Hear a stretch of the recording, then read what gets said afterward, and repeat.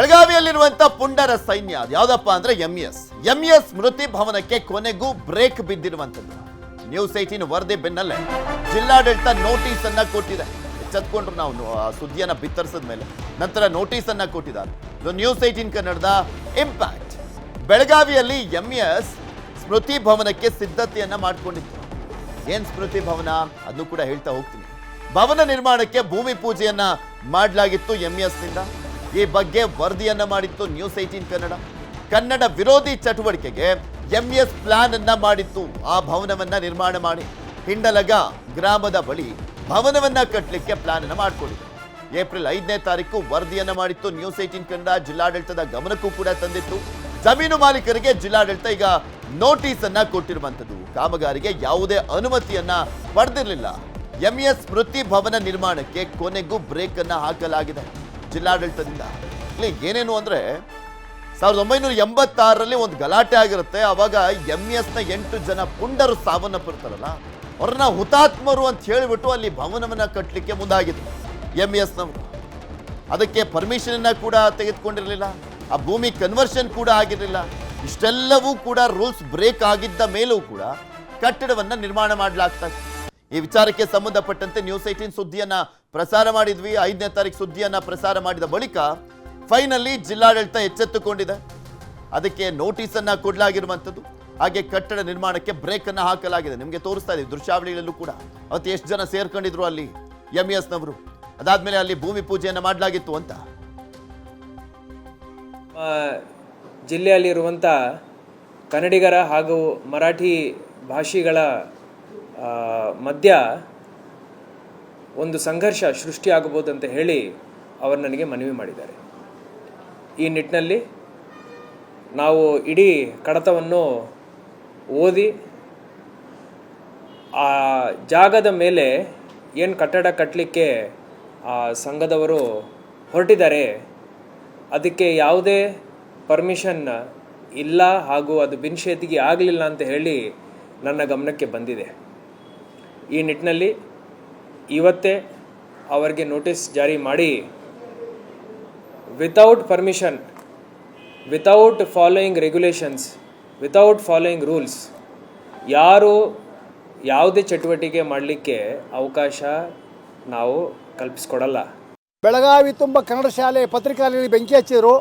ಪೊಲೀಸರು ಸುಡು ಪ್ರಯತ್ನ ಮಾಡಿದರು. ಅವಾಗ ಬೆಳಗಾವಿಗೆ ನೀರು ಪೂರೈಸೋ ಅಂತ ಕೊಳವೆಗಳನ್ನು ಒಡೆದ್ರು. ಅದರ ವಿಷಪ್ರಾಶನ ಮಾಡುವಂಥ ಕೆಲಸಗಳಕ್ಕೆ ಕೈ ಹಾಕಿದರು. ಈ ಸಂದರ್ಭದಲ್ಲಿ ಹಿಂಡಲಿಗ ಪಂಪಿಂಗ್ ಸ್ಟೇಷನ್ ಬೆಂಕಿ ಹಚ್ಚಿ ಸುಟ್ಟರು.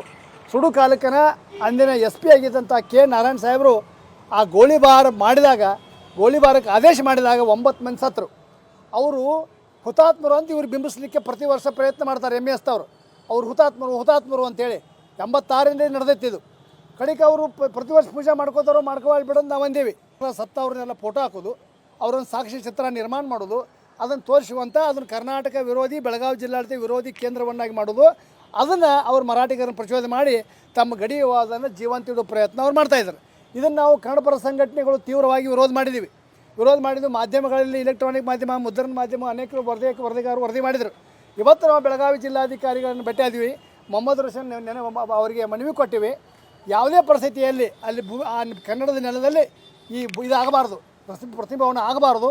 ಅದಾದ್ರೆ ಕರ್ನಾಟಕಕ್ಕೆ ಅಥವಾ ಜಿಲ್ಲಾಡಳಿತಕ್ಕೆ ಮಗ್ಗಲು ಮುಳ್ಳಾಕತ್ತ ಅಂತ ಹೇಳಿದ್ವಿ. ಅದಕ್ಕೆ ಸೂಕ್ತವಾಗಿ ಪ್ರತಿಕ್ರಿಯೆ ಮಾಡಿದರು. ಮೊಹಮ್ಮದ್ ರೋಷನ್ ಸಾಹೇಬರು ಸೂಕ್ತವಾಗಿ ಪ್ರತಿಕ್ರಿಯೆ ನೀಡಿದ್ದಾರೆ. ಯಾವುದೇ ಪರಿಸ್ಥಿತಿಯಲ್ಲಿ ಆ ಕಟ್ಟಡ ಮೇಲೆ ಇಳಿದಂಗೆ ನಾನು ಕ್ರಮ ತಗೋತೀನಿ. ಇವತ್ತನ ಅವರಿಗೆ ನೋಟಿಸ್ ಜಾರಿ ಮಾಡ್ತೀನಿ. ಇದ್ರ ಬಗ್ಗೆ ಇನ್ನಷ್ಟು ಮಾಹಿತಿಯನ್ನ ಕೊಡ್ತಾ ಹೋಗ್ತಾರೆ ನಮ್ಮ ಬೆಳಗಾವಿಯ ಪ್ರತಿನಿಧಿ ಚಂದ್ರಕಾಂತ್ ಸುಗಂಧಿ ನಮ್ಮ ಜೊತೆ ನೇರ ಸಂಪರ್ಕದಲ್ಲಿ ಜಾಯ್ನ್ ಆಗಿದ್ದಾರೆ. ಚಂದ್ರಕಾಂತ್ ಸುಗಂಧಿ, ಬೆಳಗಾವಿಯಲ್ಲಿ ಯಾವ್ದಾದ್ರು ಒಂದು ಪುಂಡರ ತಂಡ ಇದೆ ಅಂದ್ರೆ ಅದು ಎಂಇಎಸ್ ಸಂಘಟನೆ ಅಂತ ಹೇಳಿದ್ರೆ ತಪ್ಪಾಗ್ಲಿಕ್ಕಿಲ್ಲ. ಯಾವಾಗ್ಲೂ ಕಿಡಿಗೇಡಿತನ ಪ್ರಚೋದನೆ ಮಾಡುವಂಥದ್ದೇ ಎಂಇಎಸ್ ನ ಉದ್ದೇಶ ಅನ್ನುವಂಥದ್ದು ಎಲ್ರಿಗೂ ಗೊತ್ತಿರುವಂಥದ್ದು. ಈ ಸ್ಮೃತಿ ಭವನ ಕೂಡ ಅದರ ಒಂದು ಭಾಗ ಆಗಿತ್ತು. ಈಗ ಕನ್ನಡಿಗರು ಮತ್ತು ಮರಾಠಿಗರ ನಡುವೆ ಮತ್ತೊಂದು ಗಲಾಟೆಗೆ ಕಾರಣ ಆಗ್ತಾ ಇತ್ತು ಈ ಭವನ. ಅದಕ್ಕೆ ಯಾವ ರೀತಿಯಾಗಿ ಜಿಲ್ಲಾಡಳಿತ ಬ್ರೇಕ್ ಅನ್ನ ಹಾಕಿದೆ ಅಂತ?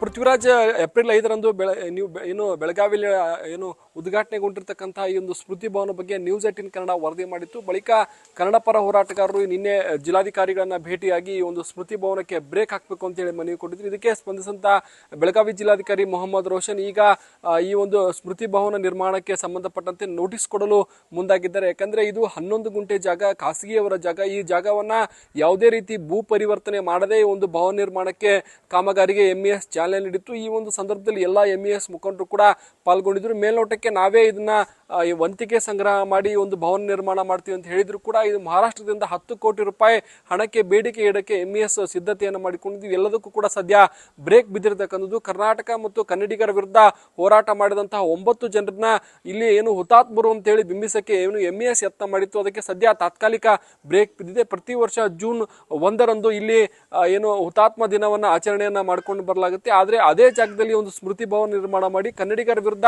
ಚಟುವಟಿಕೆ ನಡೆಸಕ್ಕೆ ಶಾಶ್ವತ ಕೇಂದ್ರವನ್ನು ನಿರ್ಮಾಣ ಮಾಡಕ್ಕೆ MES ಮುಂದಾಗಿತ್ತು. 1986ರಲ್ಲಿ ಈ ಒಂದು ಗೋಲಿಬಾರ್ನಲ್ಲಿ 9 ಜನ ಮೃತಪಟ್ಟಿದ್ರು. ಅವರು ಏನು ಅವರನ್ನ ಹುತಾತ್ಮರು ಅಂತ ಹೇಳಿ ಬಿಂಬಿಸ ಯತ್ನಕ್ಕೆ MES ಕೈ ಹಾಕಿತ್ತು. ಪೃಥ್ವಿರಾಜ್, ಏನು ಅಂತಂದ್ರೆ ಆ ಸಂದರ್ಭದಲ್ಲಿ ಇನ್ನು ಬೆಳಗಾವಿಗೆ ನೀರು ಪೂರೈಕೆ ಮಾಡುವಂತಹ ಒಂದು ಪಂಪ್ಸೆಟ್ಗೆ ಬೆಂಕಿ ಹಚ್ಚಕ್ಕೆ ಕಿಡಿಗೇಡಿಗಳು ಮುಂದಾಗಿದ್ರು. ಈ ವೇಳೆಯಲ್ಲಿ ಅಂದಿನ SP ಒಂದು ಆದೇಶವನ್ನು ಮಾಡ್ತಾರೆ. ಯಾರೆಲ್ಲ ಗೋಲಿಬಾರ್ಗೆ ಆದೇಶವನ್ನು ಮಾಡಿದ್ರು ಆ ಸಂದರ್ಭದಲ್ಲಿ 9 ಜನ ಮೃತಪಟ್ಟಿದ್ರು. ಪೃಥ್ವಿರಾಜ್, ಒಟ್ಟಾರೆ ಬೆಳಗಾವಿಯಲ್ಲಿ ಏನು ಅಂತಂದ್ರೆ MES ಸದಾ ಏನು ಗಡಿ ವಿಚಾರವನ್ನ ಇಟ್ಕೊಂಡು ಸದಾ ಕಿರಿಕನ್ನ ಮಾಡುತ್ತೆ. MES ಮತ್ತು ಮಹಾರಾಷ್ಟ್ರ ಎರಡೂ ಬೆಳಗಾವಿ ವಿಚಾರದಲ್ಲಿ ಪದೇ ಪದೇ ಕಿರಿಕನ್ನ ಮಾಡ್ತಿದೆ.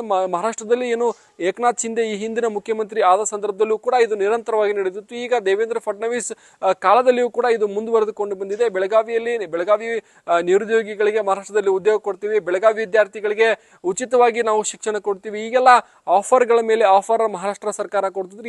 ಇದರ ಹಿಂದಿನ ಉದ್ದೇಶ ಸುಪ್ರೀಂ ಕೋರ್ಟ್ ನಲ್ಲಿ ಕರ್ನಾಟಕದ ವಿರುದ್ಧ ಸಾಕ್ಷ್ಯವನ್ನು ಸಂಗ್ರಹಿಸುವುದಾಗಿದೆ ಅಂತೇಳಿ ಕನ್ನಡಿಗರ ಆರೋಪವಾಗಿದೆ. ಇದಕ್ಕೆ ಕರ್ನಾಟಕ ಸರ್ಕಾರವು ಕೂಡ ತಕ್ಕ ಉತ್ತರವನ್ನ ಕೊಡಬೇಕಿದೆ. ಯಾಕಂದ್ರೆ ಮಹಾರಾಷ್ಟ್ರದಲ್ಲಿ ಇಬ್ರು ಗಡಿ ಉಸ್ತುವಾರಿ ಸಚಿವರಿದ್ದಾರೆ. ರಾಜ್ಯದಲ್ಲಿ ಯಾವುದೇ ರೀತಿ ಗಡಿ ನಿರ್ವಹಣೆಗೆ ಸಾಧ್ಯ ಆಗ್ತಿಲ್ಲ. ಇನ್ನಾದ್ರೂ ಸರ್ಕಾರ ಎಚ್ಚೆತ್ತುಕೊಂಡು ಇದಕ್ಕೆ ಕಡಿವಾಣ ಹಾಕಬೇಕು. ಒಟ್ಟಾರೆ ನ್ಯೂಸ್ 18 ವರದಿ ಮಾಡಿದಂತಹ ಒಂದು ವರದಿಗೆ ಎಚ್ಚೆತ್ತಂತಹ ಜಿಲ್ಲಾಧಿಕಾರಿಗಳಿಗೆ ಸದ್ಯ ಈ ಒಂದು ಭವನ ನಿರ್ಮಾಣಕ್ಕೆ ಬ್ರೇಕ್ ಹಾಕಿದ್ದಾರೆ ಮತ್ತು ಸಂಬಂಧಪಟ್ಟವರಿಗೆ ನೋಟಿಸ್ ಕೊಡಲು ಮುಂದಾಗಿದ್ದಾರೆ. ಪೃಥ್ವಿರಾಜ್, ಓಕೆ, ಧನ್ಯವಾದ ಚಂದ್ರಕಾಂತ್ ಸುಗಂಧಿ ನಿಮ್ಮೆಲ್ಲ ಮಾಹಿತಿ.